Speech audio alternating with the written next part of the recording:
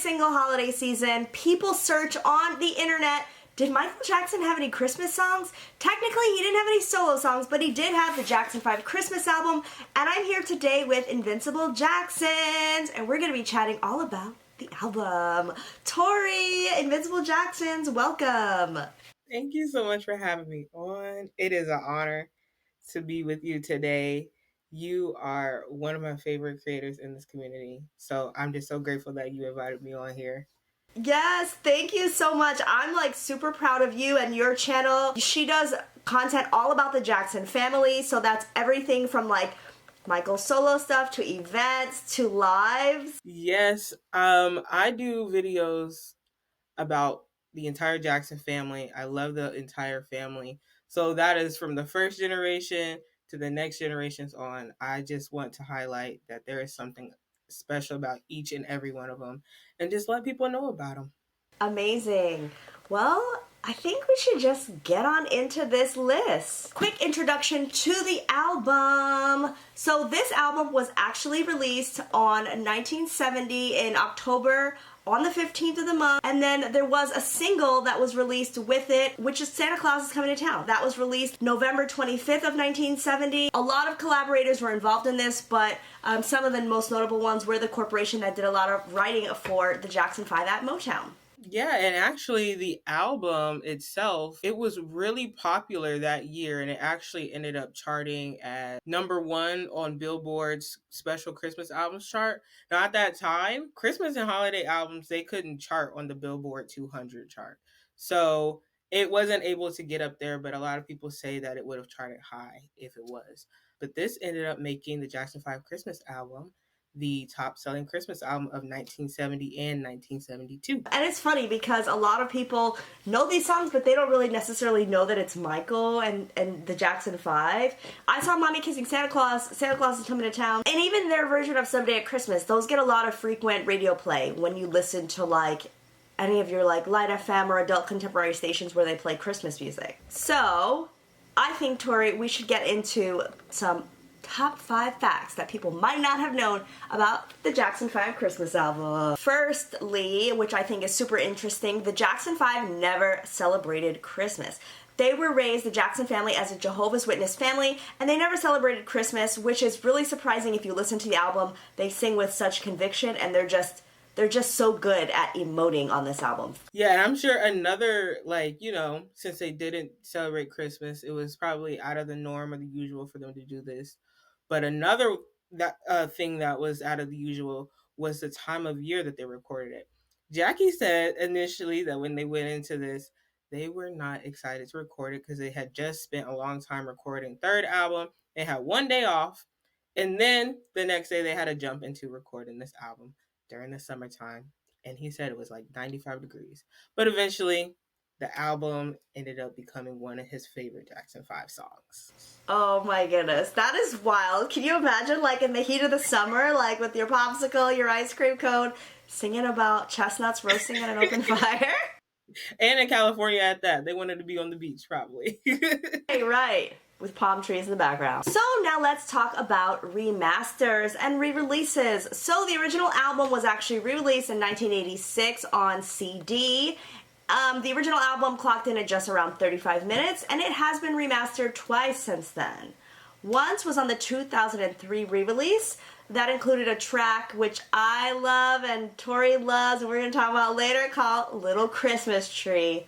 Little known fact, that's I think the only solo Michael Jackson song for Christmas.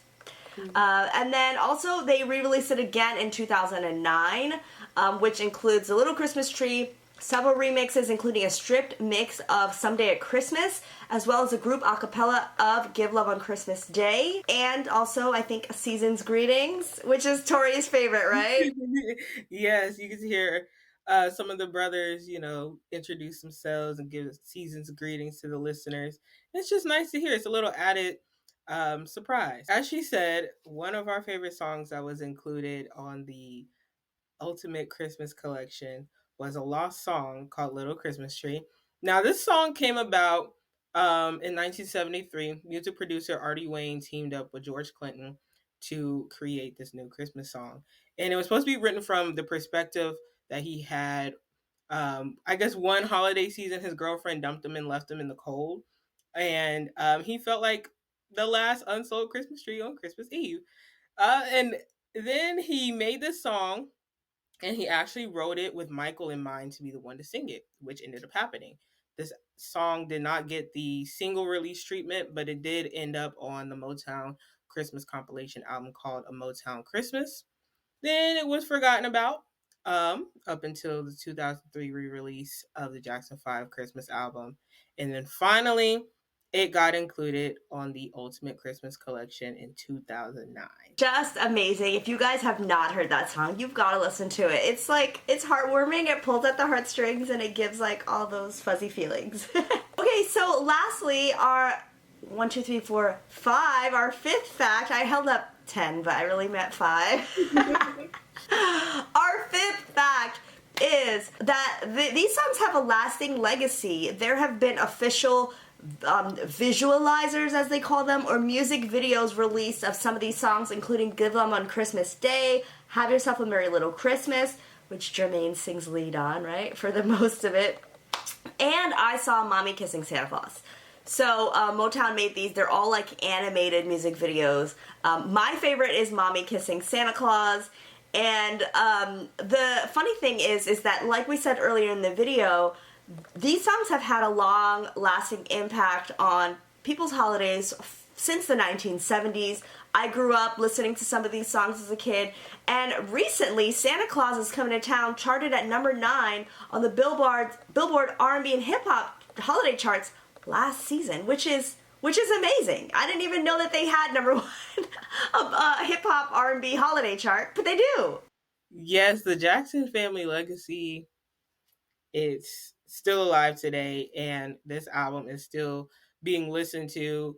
The fans we're still listening to it, trying to, remind people that it's still relevant and stuff. And I just think organically, people around this time of year, they'll go and listen to it. So it's still up there charting, and I think it's amazing. Now let's get into the part of the video where we just chat about our favorite songs from this amazing album. Was I holding it upside down? I hope I wasn't holding it upside down the whole time. I don't think so. I want to send a super duper shout out to our platinum Patreon sponsor, Marlis. You are the best. Thank you so much for your support. If you're interested in supporting, visit patreon.com/MJFANGIRL. Okay, so personal top 3. By the way, this album has 1, 2, 3, 4, 5, 6, 7, 8, 9, 10, 11 songs on it. 11 songs. And number 1, I'm gonna definitely say Up on the Housetop. I love it because it's personal. Up on the Housetop includes little anecdotes about each of the brothers and their personalities at that time. And that's what I love about it. If you listen to some of the lyrics, it's just really a fun-loving song, and it gets you to get to know the Jackson 5 a little bit closer. Santa Claus Is Coming to Town, I feel like that's just very classic Jackson 5 sound, with the holiday treatment on it, so that's why I love it. And Someday at Christmas. Originally, that was a Stevie Wonder song, released in 1966. Michael Jackson redid it, and I think he brought new life to the song. And I feel like whenever I hear either one of those versions, it just warms me up, like hot chicken noodle soup or a hot cocoa with marshmallows on top on a winter day. Even though I live in California now and there's no snow outside, but I can visualize, you know? I would say, actually, in no particular order, but the first one that I have listed in my top 3 is the same as yours, and that is Up on the Housetop. And I love the song because, like you said, it's fun. You get to hear about the brothers and stuff. But I also love that each of them get a part in there. They each have a part, a time to shine and, highlight themselves. I would say my next one would be Give Love on Christmas Day. I think that is still one of the most popular Christmas songs. And what I love about it, one, it's a ballad. And mainly the message is talking about change, giving love at Christmas time. It's not just about the presents and stuff. And I believe that's one of the only original songs from the Jackson 5 Christmas album. And then the last spot I had a hard time with, but it's going to have to be Little Christmas Tree.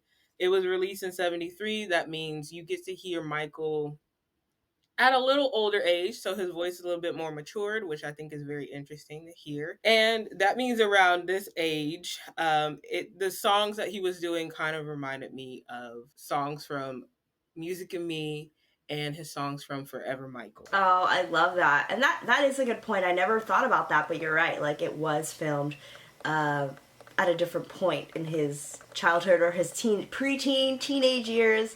So that's awesome to hear. Let us know down below, you guys. Do you guys have a favorite song on the Jackson 5 Christmas album? If you're interested, we're going to be linking a link to purchase the Jackson 5 Christmas album in multiple different ways. CDs, vinyls, these are all still on sale. You can support the Jackson 5 legacy. I believe there's going to be a station head party coming up soon. Yes, there's going to be a charting week to get Santa Claus is Coming to Town and I Saw Mommy Kissing Santa Claus to chart higher on the Billboard Hot 100 this year. So on the station head syndicated channel called Moonwalkers, you can go to stationhead.com/C/Moonwalkers, and they're going to be doing trivia, parties for the album just to get those streams up, and most likely promoting sales to make sure the album and those two songs can chart this year. And let everybody know, because I'm sure they would love to continue to see you and support your channel. Let us know where we can find you online. YouTube, it's Invincible Jacksons, just two different words. And then on Instagram, Invincible Jacksons as well. And on Twitter, it is _JacksonsLove_. Thank you so much for joining me, Tori. It was amazing. Please come back to the channel next year. Let's do it again. Of course. Thank you for having me on. This was fun. And I feel like it always brings back more appreciation for this album, being able to talk about it. So thank you so much for this opportunity. Yes, for sure. Thank you, and we'll see you guys next time. Bye. Bye.